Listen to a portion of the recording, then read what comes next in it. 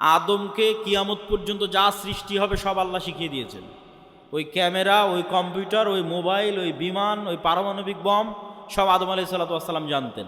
আদম আলাইহিসসালাতু ওয়াসসালামের ব্রেনে ছিল বলেই সেটা ট্রান্সফার হতে হতে হতে হতে হতে হতে মানুষের ব্রেনে এখনও আছে। এই জন্য ওটা মানুষ বের করে নিয়ে আসতে পারতেছে। যদি বাপের ব্রেনে না থাকে জীবনে সম্ভব নয় ওটা নিয়ে আসা। বাপের ব্রেনে ছিল, ট্রান্সফার হতে হতে মানুষের ব্রেনেও আছে। সময় সাপেক্ষে যুগের প্রয়োজনে বের হতে থেকেছে। যুগের চাহিদায় ওই পর্দাটা উন্মুক্ত হয়ে গেছে, যুগের চাহিদায় ওই পর্দাটা উন্মুক্ত হয়ে গেছে, ওই জ্ঞানের দরজাটা খুলে গেছে। কিন্তু সবগুলো জ্ঞান আগেই বাপের ব্রেনে রাখা আছে। বাপের ব্রেন থেকে ট্রান্সফার হতে হতে সন্তানের ব্রেনেও আসতে থেকেছে। যুগের প্রয়োজনে যখন যে জ্ঞানের দরকার, যখন যে গায়েবের পর্দা উন্মোচন হওয়ার দরকার, সেটা উন্মোচন হতে থেকেছে। ও আল্লামা আদম আল আসমা কুল্লাহা, সব শিখিয়ে দিলেন আল্লাহ আদম আলাইহিস সালাম। তারপরে ফেরেশতাদের ডাক দিয়ে বললেন, ফেরেশতারা বলো, আম্বিউনি বি আসমাই হাউলাই, এগুলোর নাম বলো, এগুলো কি? তখন ফেরেশতারা আর বলতে পারে না। ক্বালু সুবহানাক লা ইলমা লানা ইল্লা মা আল্লামতানা, আল্লাহ আপনার পবিত্রতা, আপনি মহাপবিত্র, আমরা অতটুকুই জানি যতটুকু আপনি জানিয়েছেন, এর বাইরে আমাদের জানার কোনো ক্ষমতা নেই। ইন্নাকা আনতাল আলিমুল হাকিম, আপনি হলেন সর্বজ্ঞানী, আপনি হলেন সর্বজ্ঞানী এবং সর্বপ্রজ্ঞাময়। তখন আল্লাহ বললেন, ইয়া আদম আম্বিউহুম, এই যে আদম, এবার তুমি বলো তো এই জিনিসগুলোর নাম কি? ফালাম্মা আম্বাআহুম বিআসমাইহিম, তখন আদম আলাইহিসসালাতু ওয়াসসালাম সবগুলোর নাম বলে দিলেন। এবার আল্লাহ ফেরেশতাদের বলেন, ওয়াইজ কুলনা লিল মালাইকাতি ইসজুদু লি আদম, তখন আমি আল্লাহ ফেরেশতাদের বললাম, ফেরেশতারা তোমরা এবার আদমকে সিজদা করো। তাহলে আমরা সবার আগে কাদেরকে দেখলাম? এবার বলেন, জোরে বলেন না যে কাদের দেখলাম, না আর এক মানুষকে দেখেছি? তাহলে আপনার বাপ মা আগে না ফেরেশতা আগে? ফেরেশতা আগে। আপনার সন্তান আগে না ফেরেশতা আগে? আপনার সন্তানের অস্তিত্বের চেয়ে বিশেষত্ব আপনার সাথে ফেরেশতা আছে, আমাদের সাথে ফেরেশতা আছে। আপনার বাপ মায়ের অস্তিত্বের চেয়ে বিশেষত্ব যে আমাদের সাথে ফেরেশতা আছে। কেন আমরা যখন প্রথম সৃষ্টি হয়েছি তখন থেকে ফেরেশতাদের সাথে আমরা কানেক্টেড, তখন থেকে আমরা ফেরেশতাদের দেখেছি। গায়েবের উপর ঈমান না থাকার কারণে দুনিয়াতে এসে ভুলে গেছি। তাহলে আদম আলাইহিসসালাতু ওয়াসসালামের ঈমান কোন লেভেলের হবে যে ফেরেশতারা আছে? আদম আলাইহিসসালাতু ওয়াসসালামের ঈমান তার ছেলের অস্তিত্বের চেয়ে বেশি যে ফেরেশতারা আছে। আদম আলাইহিসসালাতু ওয়াসসালামের ঈমান তার স্ত্রী হাওয়ার অস্তিত্বের চেয়ে বেশি যে ফেরেশতারা আছে। সম্মানিত উপস্থিতি, তাহলে ফেরেশতাদের অস্তিত্ব আছে, নূর বিরাজ করতেছে, দেখি না কেন, দেখা যায় না কেন, কি সমস্যা? তো এইটার ক্ষেত্রে আপনাকে দু একটা উদাহরণ দিই। আজ থেকে 100 বছর আগে আটমূলের যে মানুষটা মারা গেছে, সেই মানুষটাকে আজকে উঠান, যদি তাকে জীবিত করা যায় তাহলে সে জীবিত হলো। জীবিত হওয়ার পর সেই মানুষকে আপনি বলবেন যে আমি আব্দুল্লাহ আওয়াজ দিব, এখানে বাজবে ঢাকায়, সাথে সাথে আমি আওয়াজ দিব, এখানে আওয়াজ বাজবে কোথায়? ঢাকাতে। আমি আওয়াজ দিব, এখানে বাজবে আমেরিকাতে। আমি আওয়াজ দিব, এখানে বাজবে মক্কায়। সে কি বিশ্বাস করবে? কিন্তু এখন তো বাজতেছে, এই যে লাইভ চলতেছে, সারা পৃথিবীতে বাজতেছে, বলতেছি এখানে, বাজতেছে সারা পৃথিবীতে। তাহলে এই যে ইলেকট্রোম্যাগনেটিক ওয়েভ, তরঙ্গ, আলোর তরঙ্গ ওয়েভ, এইটার মধ্যে ডাটা ধারণ করার ক্ষমতা, তথ্য, মানুষের কথা এটার মধ্যে থাকতে পারে, মানুষের দৃশ্য এটার মধ্যে থাকতে পারে। এইটা আল্লাহ যেই দিন পৃথিবী সৃষ্টি করেছে ওই দিন থেকেই আছে। মানুষ জানেনি, গায়েব। তাহলে 100 বছর আগে আটমূল থেকে যে মানুষ চলে গেছে, এটার কাছে গায়েব। যে তার আওয়াজ এই ওয়েভের মধ্যে থেকে যেতে পারে, তার দৃশ্য এই ওয়েভের মধ্যে দিয়ে প্রবাহিত হতে পারে। শুধু তাই নয়, মানুষের পক্ষে যদি আজকে সম্ভব হয় যে মানুষ আলোর গতি তথা যেই আলোর মাধ্যমে, যে ওয়েভের মাধ্যমে আমার কথা মোবাইল দিয়ে এখন ঢাকাতেও বাজতেছে, লালমনিরহাটেও বাজতেছে, আমেরিকা, লন্ডন, ইউরোপেও বাজতেছে, সৌদি, কুয়েত, কাতার, বাহরাইনেও বাজতেছে এখন সাথে সাথে। যেই ওয়েভের মধ্যে দিয়ে আমার দৃশ্য ছুটে চলে যাচ্ছে, যেই ওয়েভের মধ্যে দিয়ে আমার আওয়াজ ছুটে চলে যাচ্ছে, এর চাইতে যদি আমরা কোনো গতিশীল কিছু আবিষ্কার করতে পারি যে এর চেয়ে দ্রুত আমি উড়ে চলে যাব, মানুষের পক্ষে সম্ভব নয়। কিন্তু কল্পনা করেন যে আমরা করে ফেলেছি এরকম একটা আবিষ্কার যে আমার আওয়াজ যত দ্রুত ঢাকায় যাচ্ছে আমি এর চেয়ে আগে ঢাকায় পৌঁছে যাব। এবং আবিষ্কার করার পর এখান থেকে বিমানে যদি ঢাকায় আমার যেতে আধা ঘন্টা লাগে, তো রাস্তার গাড়িতে 4 ঘন্টা লাগবে। তো আমি আধা ঘন্টা আগে ঢাকায় পৌঁছে গেছি, রাস্তার গাড়ি পৌঁছার আগে আমি ঢাকা পৌঁছে গেছি বিমানে। তো আমার এই আওয়াজ আমেরিকা পৌঁছার আগে আমি পৌঁছে গেছি। এত দ্রুত গতির আমরা কিছু আবিষ্কার করতে পেরেছি। এই আবিষ্কার করতে পারার পর এবার যদি 15 আলোক বর্ষ অতীতে চলে যাই দ্রুত, যে 15 বছর আগে যে কথা বলেছিলাম ওই কথা এখন মহাবিশ্বে যেই জায়গায় আছে ওর আগে আমি গিয়ে পৌঁছে যাব, যেহেতু ওর চেয়ে দ্রুত আমি কিছু আবিষ্কার করতে পেরেছি।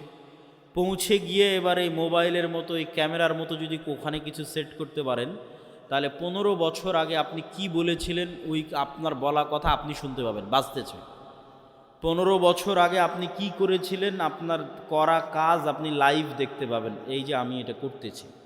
কেননা ওইটা এই আলোর তরঙ্গের মধ্যে সেভ আছে, হারায়নি। বিজ্ঞানীরা এখনও জানে না যে পৃথিবী যখন প্রথম সৃষ্টি হয়েছে তখন পৃথিবী থেকে যে আলো মহাবিশ্বের দিকে ছুটতে থেকেছে ওইটা এখনও মহাবিশ্বের শেষ মাথায় পৌঁছতে পেরেছে কিনা। তাহলে এভাবে যদি 1400 বছর আগে চলে যান, তাহলে মুহাম্মদ সাল্লাল্লাহু আলাইহি ওয়াসাল্লামের হাদিস বুখারীতে পড়া লাগবে না, আপনি কানে শুনতে পাবেন, নিজে কানে শুনতে পাবেন, যেমন এখন লাইভ বাজতেছে।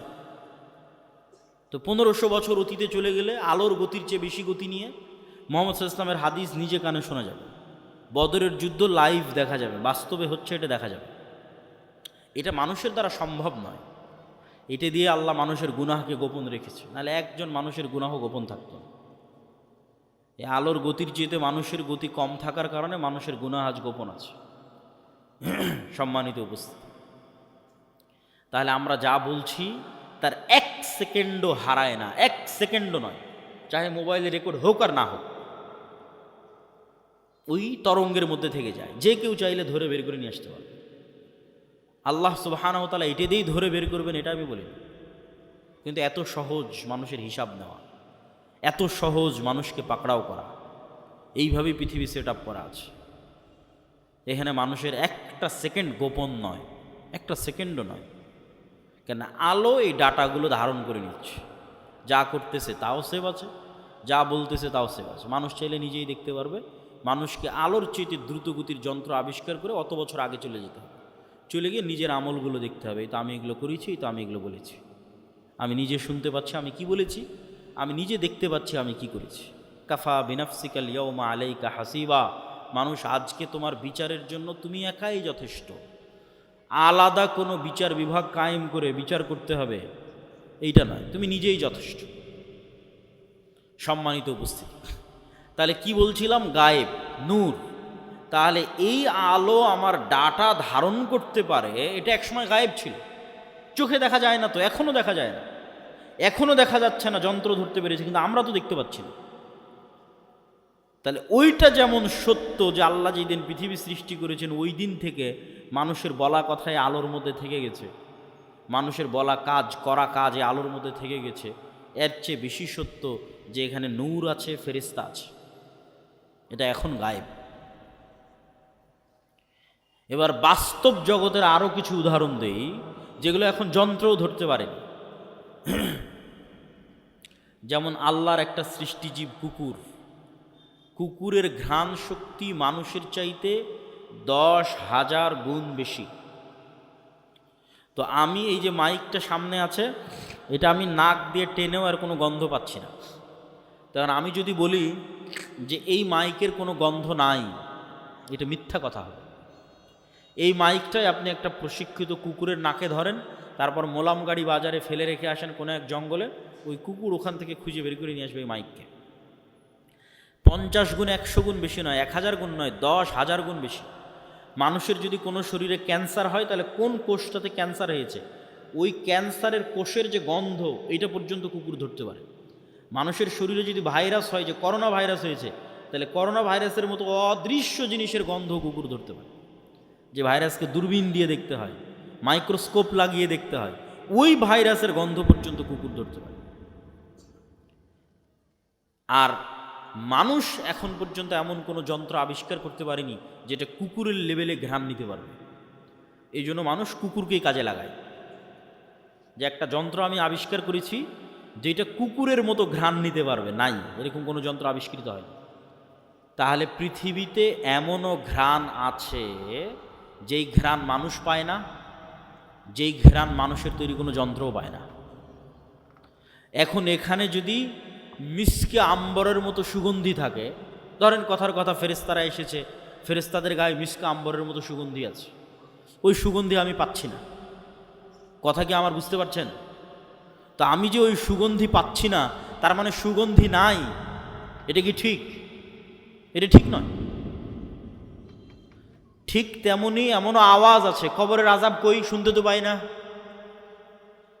পাশ দিয়ে পিঁপড়া যাচ্ছে, শুনতে পান? শুনতে পাই না। এই রেকর্ডারও যদি ওই পিঁপড়ার কাছে লাগান, তবুও ধরা যাবে না পিঁপড়ার আওয়াজ। তাহলে পিঁপড়ার হাঁটার আওয়াজ হয় না? মিথ্যা কথা। সাপের যাওয়ার আওয়াজ হয় না? মিথ্যা কথা। ওইটা যেই লেভেলের সূক্ষ্ম আওয়াজ, ওইটা আবার আল্লাহর আর এক সৃষ্টিজীব ধরতে পারে। যেমন হাতির মতো অন্য আরও কিছু প্রাণী আছে, এরা আওয়াজ ধারণে খুবই সূক্ষ্ম, কয়েক লক্ষ কোটি কিলোমিটার দূরের আওয়াজ, সূক্ষ্ম থেকে সূক্ষ্ম আওয়াজ ধারণ করতে পারে। তাহলে কবরের আযাব হচ্ছে, কে শুনতে পায়? আল্লাহর সৃষ্টিজীব শুনতে পায়, মানুষ শুনতে পায় না। তাহলে কি কি গেল? ফেরেশতা নূরের তৈরি, কোরআন নূর, ইসলাম নূর। এবার 4 নাম্বার, আমার এবং আপনার সৎ আমল নূর তৈরি করে। আমার এবং আপনার সৎ আমল নূর তৈরি করে।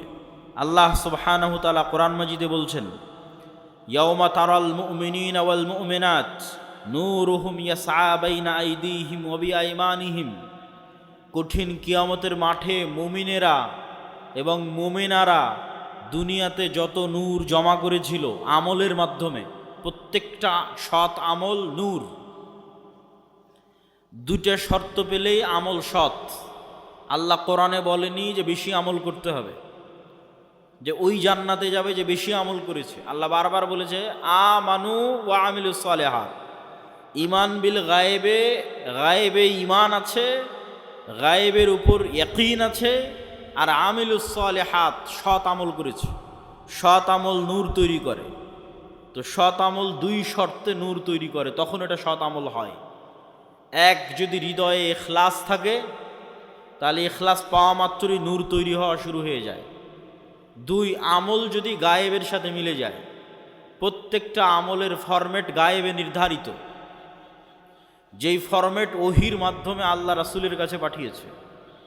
গায়েবে নির্ধারিত ফরম্যাটের সাথে না মিললে আমল কবুল হবে না, আমলে নূর তৈরি হবে না। তো গায়েবে নির্ধারিত ফরম্যাটের সাথে মিলাতে চাইলে কাকে দেখতে হবে? মুহাম্মদ সাল্লাল্লাহু আলাইহি ওয়াসাল্লামকে। কেন গায়েবের ওই ওয়াহি, ওই জ্ঞান মুহাম্মদ সাল্লাল্লাহু আলাইহি ওয়াসাল্লামকে দেওয়া হয়েছে। তাহলে মুহাম্মদ সাল্লাল্লাহু আলাইহি ওয়াসাল্লামের আমলের সাথে যখন আমল হুবহু মিলে যাবে, মানে ওটা গায়েবের ফরম্যাটের সাথে হুবহু মিলে গেছে। আর অন্তরে যখন ইখলাস তৈরি হবে, তখন এই আল্লাহর নবীর সাথে কাজের সাথে মিলে যাওয়া, তথা গায়েবের ফরম্যাটের সাথে মিলে যাওয়া, আর অন্তরে ইখলাস তৈরি হওয়া, এই 2টা যখন তৈরি হয়ে যাবে, তখন আমলে নূর তৈরি হয়ে গেল। এবার যখন আমলে নূর তৈরি হয়ে গেল, এই রকম যত আমল মানুষ দুনিয়াতে করবে, আমলে সালেহ, যে আমল নূর তৈরি করে, এরকম যত আমল মানুষ দুনিয়াতে করবে, তত নূর সে ধারণ করবে নিজের কালবে। মানুষ তার কালবে নূর ধারণ করতে পারে, এটা আরেকটু পরে আরো বিস্তারিত বলতেছে। তো যখন মানুষ তার কালবে নূর ধারণ করবে আমলের মাধ্যমে, এই যে নূর গায়েব, এই গায়েবের পর্দাটা যেদিন উন্মোচন হয়ে যাবে, সেই দিন থেকে মানুষ এই নূর দেখা শুরু করবে। তো গায়েবের পর্দা কখন থেকে উন্মোচন হয়ে যাবে? যখন মানুষ মারা যাবে। মারা যাওয়া মাত্রই মানুষ নিজেই গায়েবের জগতে চলে গেছে। যে গায়েবের উপর এতদিন ইয়াকিন রাখতো, বারজাকি জগৎ, ওই গায়েবী জগতে যখন চলে গেছে, তখন গায়েবের সব কিছু উন্মুক্ত হয়ে যাবে। তখন প্রথম সে দেখবে তার আমলের নূরকে। তার আমলের নূরে তার কবর আলোকিত হবে, তার আমলের নূরে কিয়ামতের অন্ধকার আলোকিত হবে, তার আমলের নূরে সে পুলসিরাত অতিক্রম করবে। তা আল্লাহ কোরআনে বলছে, ইয়াউমা তারাল মুমিনিনা ওয়াল মুমিনাত নূরুহুম ইয়াসআ বাইনা আইদিহিম ওয়া বিআইমানিহিম, যে কিয়ামতের মাঠে মুমিন মুমিনারা দেখবে দুনিয়াতে যত নূর জমা করেছিল সে আমলের নূর তাদের ডানে এবং তাদের সামনে ছুটে চলতেছে, বিচ্ছুরিত হচ্ছে। বলেন আল্লাহু আকবার। আল্লাহ সুবহানাহু ওয়া তাআলা প্রায় 2-3 আয়াতে মানুষের আমলের নূরের কথা বলেছেন, যা কিয়ামতের মাঠে তারা দেখতে পাবে। যেমন রাসূল সাল্লাল্লাহু আলাইহি ওয়াসাল্লাম হাদিসে বলেছেন যে মানুষ যারা দুনিয়াতে উজু করেছে, উজু যদি সৎ আমল হয় তথা ইখলাস থাকে, আল্লাহর নবীর সাথে মিলে যায়, তাহলে এই উজু নূর তৈরি করে।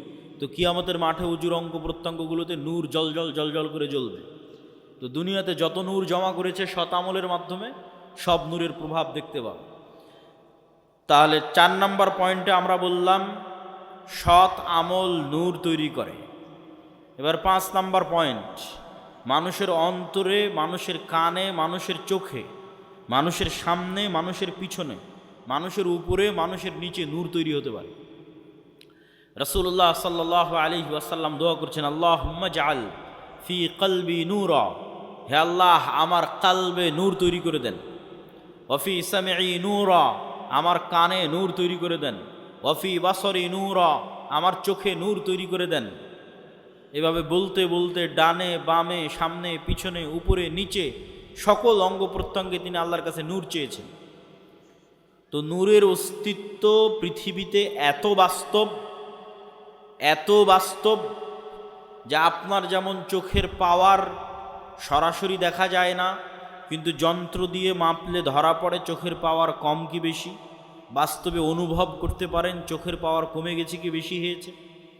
আপনার কানের শ্রবণ শক্তি কমেছে কি বেশি আছে, এটা যেমন অনুভব করতে পারেন। মেশিন লাগাতে হয় ভালো মতো শোনার জন্য। আপনার শরীরের রক্তের মাত্রা, প্রেশার লো না হাই, সেটা যেমন মেশিন দিয়ে মাপা যায়, অথচ চোখে দেখা যায় না। আপনার রক্তের মধ্যে সুগার কতটুকু আছে সেটা যেমন মেশিন দিয়ে মাপা যায়, ধরতেই মেশিনে উঠে আসতেছে, অথচ চোখে দেখা যায় না। আপনার শরীরের তাপমাত্রা যেমন থার্মোমিটার দিয়ে মাপা যায়, অথচ চোখে দেখা যায় না, থার্মোমিটার ধরলে উঠে আসতেছে তাপমাত্রা এত। আপনার হার্ট বিটের পালস যেমন মেশিন ধরতে পারতেছে কত, অথচ চোখে দেখা যায় না। এই প্রত্যেকটা জিনিস যতটা সত্য, এই প্রত্যেকটা জিনিসে নূর তৈরি হয়, এটা তার চেয়ে বেশি সত্য। যা আপনার চোখের পাওয়ার আছে এটা যত সত্য, আপনার চোখে নূর আছে অথবা নাই এটা তত সত্য। আপনার কালবে হার্টবিট চলছে এটা যত সত্য, আপনার কালবে নূর আছে অথবা নাই এটা তার চেয়ে বেশি সত্য। আজকে এখানে যতজন উপস্থিত হয়েছেন, এখন উপস্থিত আছেন, তাদের কালবে ন্যূনতম নূর আছে দেখে আপনি এখানে উপস্থিত হয়েছেন। ন্যূনতম নূর আছে দেখে উপস্থিত হয়েছে। আর কার কালবে নূর নাই, একটুকু নাই। একটা আলামত বলি, যার কালবে চুল পরিমাণও নূর নাই, যাদের ক্ষেত্রে আল্লাহ কোরআনে বলেছেন খাতামাল্লাহু আলা কুলুবিহিম, আল্লাহ তাদের অন্তরে মোহর মেরে দিয়েছেন, মৃত হৃদয়। তো এই মৃত হৃদয়ের একটা আলামত কি? যেমন কেউ যদি পরপর 3 জুমার সালাত পরিত্যাগ করে, তো রাসূল সাল্লাল্লাহু আলাইহি ওয়াসাল্লাম বলেছেন আল্লাহ ওর অন্তরে মোহর মেরে দেয়, তথা ওই অন্তরে নূর নাই, শেষ, মৃত হৃদয়। চলছে হার্টবিট কিন্তু পশুর মতো, চলছে রক্তনালী কিন্তু পশুর মতো, তথা আর জীবিত সে নাই, কেননা তার কাল্ব জীবিত নাই, তার কাল্ব মারা গেছে, নূর নাই। নূর না থাকলে কাল্ব মৃত্যুবরণ করে। সম্মানিত উপস্থিতি, তাহলে আমরা কয়েক পয়েন্টে আপনাদের সামনে তুলে ধরলাম যে নূর পৃথিবীতে অস্তিত্বশীল, বিরাজমান, মানুষের কালবে চোখে কানে তৈরি হতে পারে। কোরআন নূর, ইসলাম নূর, ফেরেশতারা নূরের তৈরি, এবং মানুষের সৎ আমল নূর তৈরি করে, এবং নূর তৈরি করতে করতে আমল আসমানের দিকে উঠতে থাকে। ইলাইহি ইয়ারফাউল কালিমুত তাইয়্যিব ইয়াসআদুল কালিমুত তাইয়্যিব, সৎ কথা, সৎ বাক্য আল্লাহর দিকে উঠে যেতে থাকে, উপরের দিকে উঠে যেতে থাকে। এবং ইবনুল কাইয়্যিম রাহিমাহুল্লাহ বলছেন মানুষের রূহ নূরুন লাতীফ, মানুষের রূহ হচ্ছে এক প্রকারের সূক্ষ্ম নূর। এই জন্য রুহ দেখা যায় না, কেননা নূর অদৃশ্য, তো রুহও অদৃশ্য। কিন্তু মানুষের আত্মপরিচয় রুহের উপর নির্ভর করে। মানুষকে যদি পুনরায়ও মানুষের শরীরের সকল কিছু যদি কাজে লাগানো যায়, আর যদি রুহ না দেওয়া যায়, তাহলে আত্মপরিচয় ফিরে আসবে না। যেমন আইনস্টাইনের ব্রেন যদি কপি করা যায়, ইমাম বুখারীর ব্রেন যদি কপি করা যায়, বিজ্ঞান যদি এই লেভেলে পৌঁছে যায়, কিন্তু ইমাম বুখারী, আইনস্টাইন, নিউটন ওরা ফিরে আসবে না, ওদের আত্মপরিচয় ফিরে আসবে না। কেন? আত্মপরিচয় নির্ভর করে রুহের উপর। নূরুন লতিফ, ইয়াসআলুনাকা আনির রূহ কুলির রূহ মিন আমরি রব্বি। মানুষজন জিজ্ঞেস করে, বলে রূহ কি? আপনি বলে দিন রূহ আল্লাহর আদেশ। আল্লাহ যখন চান প্রতি রাতে এই রূহকে উঠিয়ে নেন।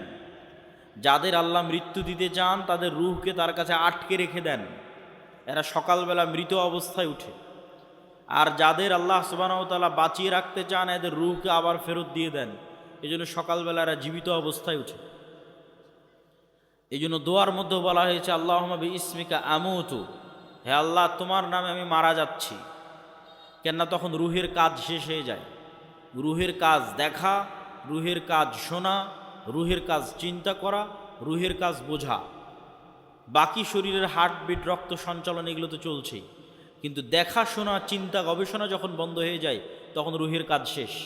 এই জন্য যখন মানুষ ঘুমিয়ে যায় তখন রুহের আর কোনো কাজ থাকে না, তখন রুহ উড়াল দেয়। আল্লাহ সুবহানাহু ওয়া তাআলা তার কাছে নিয়ে নেন রুহকে। কোরআনের আয়াতে আল্লাহ সুবহানাহু ওয়া তাআলা বলছেন। এবং সকালবেলা যখন ঘুম থেকে উঠে তখনও দোয়ার মধ্যে শিখিয়ে দেওয়া আছে যে প্রশংসা ওই আল্লাহর, যিনি আমাদেরকে পুনরায় জীবিত করেছে মৃত্যু দেওয়ার পর। তাহলে মৃত্যু দিল কখন? ঘুমই মৃত্যু। এবং প্রত্যেকটা লেভেলে পরবর্তী লেভেলের আলামত আছে। প্রত্যেক লেভেলে পরবর্তী লেভেলের আলামত আছে। এখন আমরা কোন লেভেলে আছি? এখন আছি দুনিয়ার লেভেলে। এই দুনিয়াতে বসে থেকেই বারজাখী জীবন কেমন হবে তার আলামত দেওয়া আছে, যে পরের জগৎটা কেমন হবে তুমি দুনিয়াতে বেঁচে থাকতেই বুঝে নাও। এবার যখন বারজাখী জগতে চলে যাবেন তখন ওখানে আলামত দেওয়া হবে যে কিয়ামতের পরের জগৎ কেমন হবে, তুমি এখান থেকে বুঝে নাও। বারজাখী জগৎ থেকে হালকা হালকা বুঝতে পারবে। কেননা জান্নাতের সাথে দরজা খুলে দেওয়া হবে, কারো দরজা জাহান্নামের সাথে খুলে দেওয়া হবে। সরাসরি জান্নাতে দেওয়া হবে না, সরাসরি জাহান্নামে দেওয়া হবে না, কিন্তু ওখানে বসে থেকে বুঝতে পারবে হালকা হালকা যে জান্নাত কেমন হতে পারে। ওখান থেকে বসে থেকে বুঝতে পারবে হালকা হালকা যে জাহান্নাম কেমন হতে পারে। ঠিক এই দুনিয়াতে বসে থেকে এই পরের জগতের একটু আলামত, সেটাই হচ্ছে ঘুম।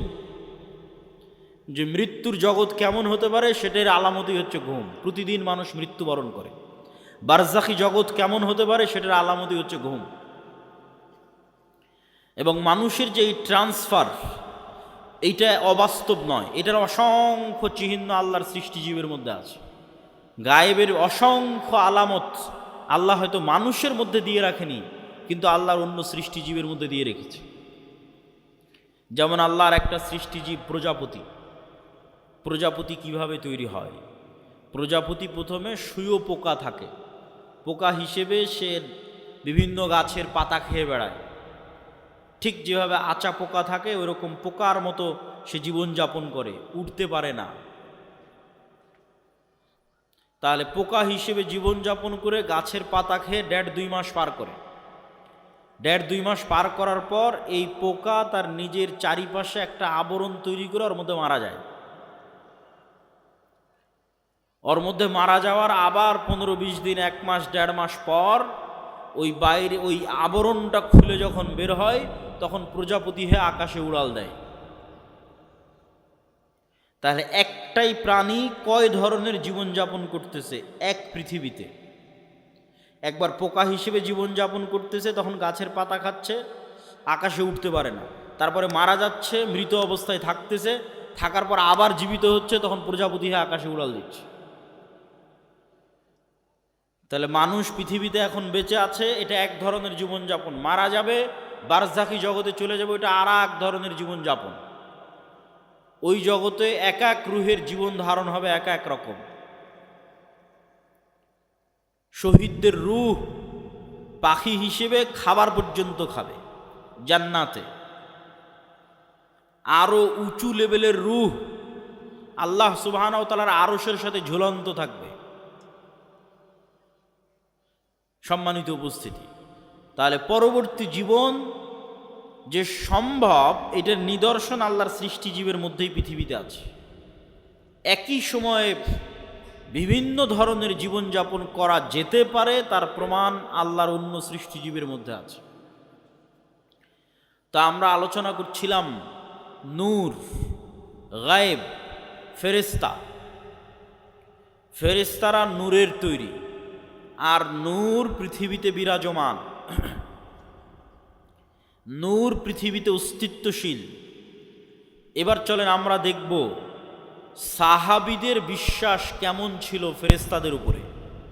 রাসূল সাল্লাল্লাহু আলাইহি ওয়াসাল্লামের জীবদ্দশায় সাহাবীদের বিশ্বাস কেমন ছিল ফেরেশতাদের উপরে, তার দু একটা হাদিস দেখে নেই। ফেরেশতাদেরকে দেখা সম্ভব, ফেরেশতাদের আওয়াজ শোনা সম্ভব, ফেরেশতাদের অস্তিত্বের অনুভূতি সম্ভব। নবী ছাড়া সাধারণ মানুষও ফেরেশতা দেখেছে, নবী ছাড়া সাধারণ মানুষও ফেরেশতার আওয়াজ শুনেছে।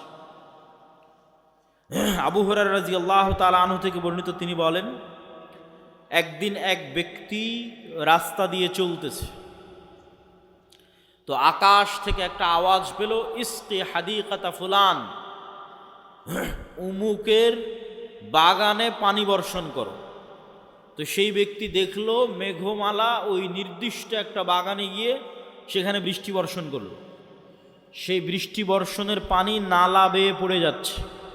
তো এই পানির আলামত ধরে ধরে যারা পিছনে দাঁড়িয়ে আছেন তারা এই পাশে, আমার হাতের বাম পাশে জায়গা খালি আছে, যারা ডান দিকে অথবা পিছনে দাঁড়িয়ে আছেন তারা হাতের বাম পাশে চলে এসে বসতে পারে।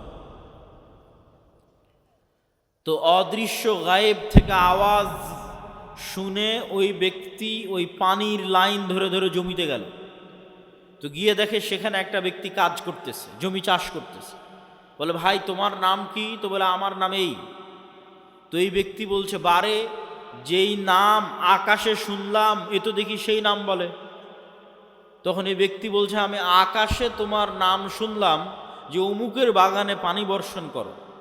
তো তুমি বলো তো তুমি এমন কি করো যে আকাশে তোমার নামে আদেশ হয় যেন তোমার বাগানে পানি বর্ষিত হয়? তো এই ব্যক্তি বলল যে আমার জমিন থেকে যা ফসল উঠে সেই ফসলের 3 ভাগ করি আমি। 3 ভাগের 1 ভাগ আল্লাহর রাস্তায় দান করে দিই, 3 ভাগের 1 ভাগ এই জমিতে আবার ব্যয় করি, আবার আবাদ করতে খরচ করি, আর 3 ভাগের 1 ভাগ দিয়ে আমার দৈনন্দিন জীবন সংসার সারা বছর পরিচালনা করি। তো এই ব্যক্তি কোনো নবী নয়, সে ফেরেশতার আওয়াজ শুনেছে, যে ফেরেশতা বলতেছে, ইসকি হাদিকাতা ফুলান, উমুকের বাগানে বৃষ্টি বর্ষণ করো।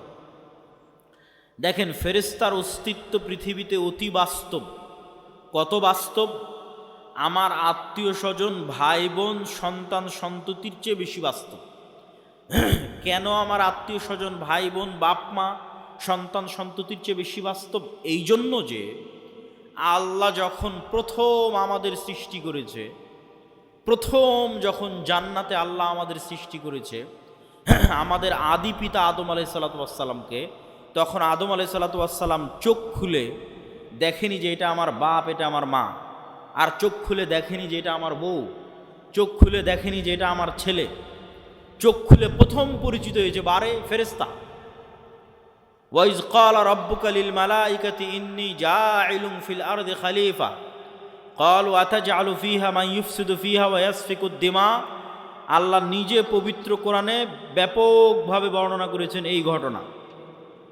আল্লাহ সুবহানাহু ওয়া তাআলা ডাক দিয়ে ফেরেশতাদের বলছেন যে আমি পৃথিবীতে মানুষ তৈরি করতে চাই। তখন ফেরেশতারা বলছে, আপনি পৃথিবীতে এমন কাউকে তৈরি করবেন যারা ফিতনা ফাসাদ করবে? নাহনু নুসাব্বিহু বিহামদিক ওয়া নুকদ্দিসু লাক। আপনার কত তাসবিহ লাগবে? আমরা তো সারাদিন তাসবিহ পাঠ করছি, আপনার পবিত্রতা বর্ণনা তো আমরা করছি। তখন আল্লাহ বললেন, ইন্নী আ'লামু মা লা তা'লামুন। ফেরেশতারা, তোমরা অতটুকুই জানো যতটুকু আমি তোমাদের জানিয়েছি। পুরো গায়েব তোমরা তো জানো না, সম্পূর্ণ গায়েব তোমাদের জানা নাই, যতটুকু আমি জানিয়েছি ততটুকুই জানো। ওয়া আল্লামা আদম আল আসমা কুল্লাহা সুম্মা আরাদাহুম আলাল মালাইকা